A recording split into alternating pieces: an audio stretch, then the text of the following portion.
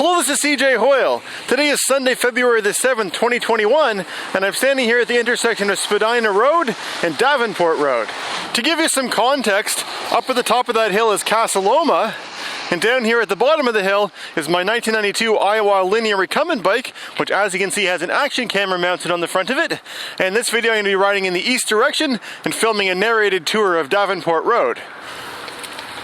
Alright, so I'll begin my ride heading in the east direction along Davenport Road. And I should mention I filmed a video of riding the entire length of Davenport Road a couple of years ago. It was actually the very first video that I filmed with this camera that I'm using now.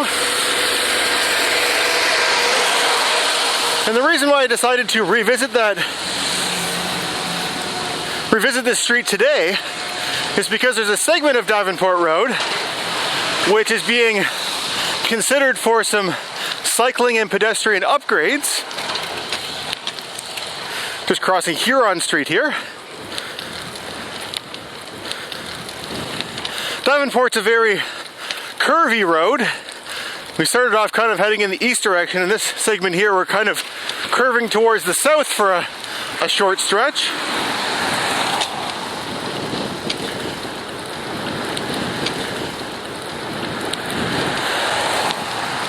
The reason why Davenport is so curvy and doesn't follow the regular grid that a lot of other Toronto streets follow, or at least try to follow, is because Davenport Road was here before, really any of these other streets. This is was an old trail from way before there were any roads here.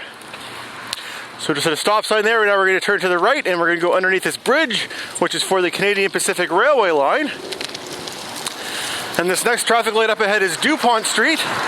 And this is where the segment that's being considered for redesign this summer begins. So it's the segment from here at DuPont all the way to Yonge Street. So this street has had bike lanes for quite a long time in terms of Toronto standards, at least 10 years. Not exactly sure when they went in, but they've been here the entire time that I've lived in Toronto. But the bike lanes are of the older design that was common, back 10 plus years ago. And when they build bike lanes in Toronto these days, they build them to a different standard. They build them in a different sort of configuration. And the main difference is that when they have a road that has vehicle parking on it, as well as bike lanes, they used to put the bike lanes on the left side of the parking so that you were driving or you were riding right where the driver doors would open up into the bike lanes. They're now redesigning them, or they're building the new ones so that the parking's on the other side, so that the bike lane is next to the curb and the parked car lane kind of forms a buffer between the bike lane and the regular traffic, and there's also a buffer of space for the passenger doors to open so they don't actually go right into the bike lane. So this segment here was, as you can see, designed by the old standard. Like you'll see right here, I'm going to ride up right alongside those driver's doors, and they're looking at changing that and reconfiguring this street to accommodate it the other way. So the way they're going to do that is by eliminating some of the parking along here. Basically, right now there's parking on both sides of the street for almost this entire stretch, and they're going to change it by removing street parking for part of the stretch on the south side and for the other part of the stretch along the north side. Just crossing Avenue Road here. I filmed a video on riding the full length of Avenue Road approximately a year ago. So yeah, if you'd like to learn more about this project, what the city is undertaking, I provided a link in the description below to the city's website, and they are looking for feedback from the general public. So if you want to write in and give your opinions, give your input, the deadline for that is the 18th of February. And unfortunately there's a big section of bike lane here that's being blocked by a couple of vehicles. We're just about at Belmont Street here. or at least it's called Belmont if you turn left. It's called New Street if you were to turn to the right. This segment here goes through the neighborhood that's known as Yorkville, or at least that's what's to the right of Davenport.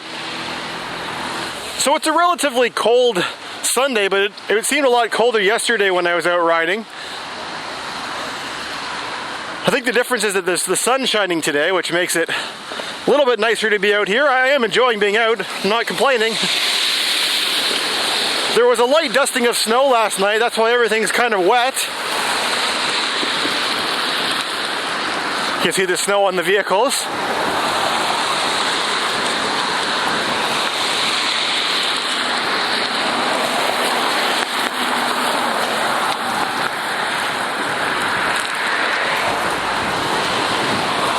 This next intersection up here is Bay Street, and this is where the bike lanes currently terminate. But under the new proposal, which they should see, hoping to install sometime in the summer of 2021, the plan is that they will extend these bike lanes all the way to Yonge Street, which basically is just sort of one more block to the east. Because Yonge Street and Bay Street are very close together at this stretch of them. So yeah, they're looking to extend the bike lanes all the way to Yonge Street, which will be nice. Just waiting for the traffic light here. There's an arrow for people to head in the southbound direction if you're heading east, and then there's also a turning arrow, I guess, for the people going northbound that want to turn to the west.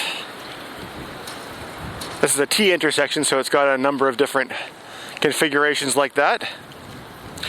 One thing that they were talking about at the presentation for these new bike lanes is the idea of possibly putting in bike signals, because something that they've been doing more and more lately in Toronto is advanced signals for pedestrians, so that when before the light turns green, the pedestrians get about 2 seconds to start walking before the vehicles start moving, and that really helps with safety,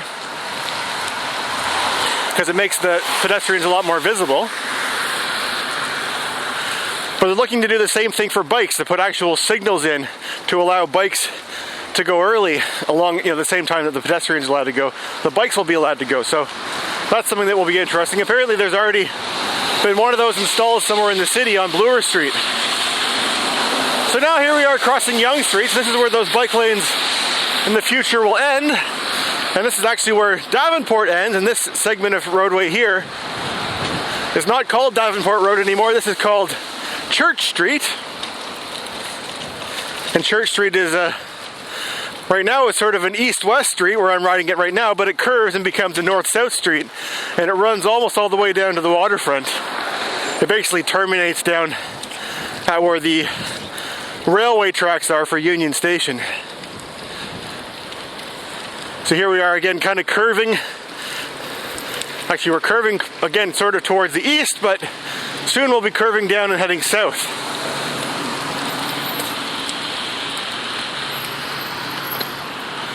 This is Park Road. If we were to turn left here, that would take you down into Rosedale Valley, which is a road that I made a video about approximately a year ago, where I rode my bike down Rosedale Valley down into the Don Valley. As I'm recording this with all this water on the road, I'm hoping that the camera isn't obstructed by splatter of water from the road.